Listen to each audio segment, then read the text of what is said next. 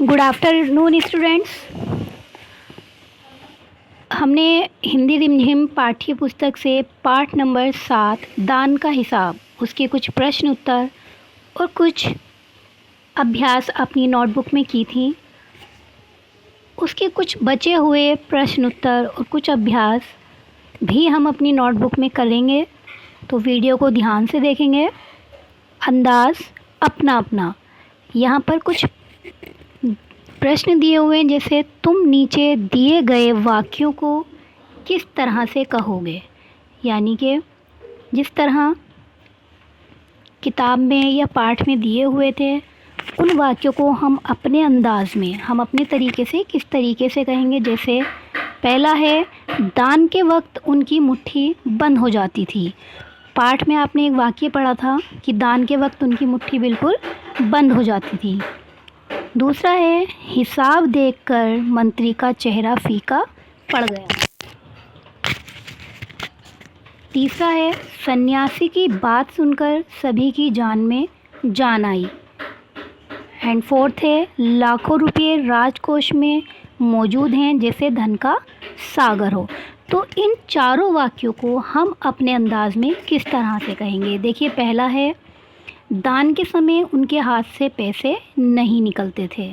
ये पहला वाक्य हम अपने भाषा में या अपने तरीके से इस तरह से कहेंगे। दूसरा, हिसाब देखकर मंत्री घबरा गया।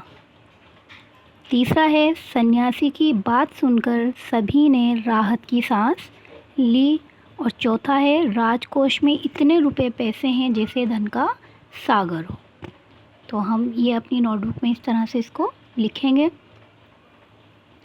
अगला है, साथ ही हाथ बढ़ाना। कभी कभी कुछ इलाकों में बारिश बिल्कुल भी नहीं होती। नदी नाले तालाब सब सूख जाते हैं।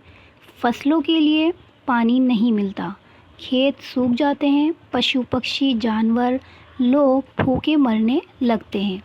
ऐसे समय में वहाँ रहने वाले लोगों को मदद की ज़रूरत होती है। तुम भी लोगों की मदद ज़रूर कर सकते हो। सोचकर बताओ, तुम अकाल में परेशान लोगों की मदद कैसे करोगे। अब देखिए, जिन इलाकों में बहुत बारिश हो जाती है या बहुत बारिश नहीं होती है, तो वहाँ के जो लोग होते हैं, जो वहाँ के जो परिजन होते हैं, जो पशु पक्षी होते हैं, वो क्या है, भूख से मरने लगते हैं।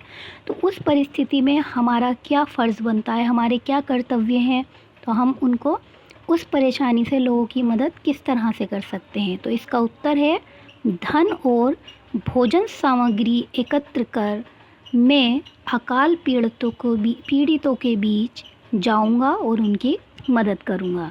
यानी कि जिनसे जिस व्यक्ति से जिस भी तरीके से उनकी मदद की जा सके, उस तरीके से हम उनकी मदद कर सकते हैं। अब ये जिम्मेदारी अपनी अपनी, तुम्हारे विचार से राज दरबार में किसकी क्या जिम्मेदारी होंगी। जैसे मंत्री है तो मंत्री का अपना क्या जिम्मेदारी होगी। भंडारी है, उसकी अपनी क्या जिम्मेदारी होती होगी। तो इसका उत्तर है कि मंत्री की जिम्मेदारी पूरे राज्य की देखभाल करना होता है। वह राजा के काफ़ी निकट होता है और हर तरह के मामले में उसे उचित सलाह देता है। यानी कि जो राज दरबार में मंत्री होता है, उसकी ये अपनी एक जिम्मेदारी होती है कि वो पूरे राज्य में जितने लोग हैं उनकी देखभाल करना और उसे राजा को हर तरीके की सलाह देना।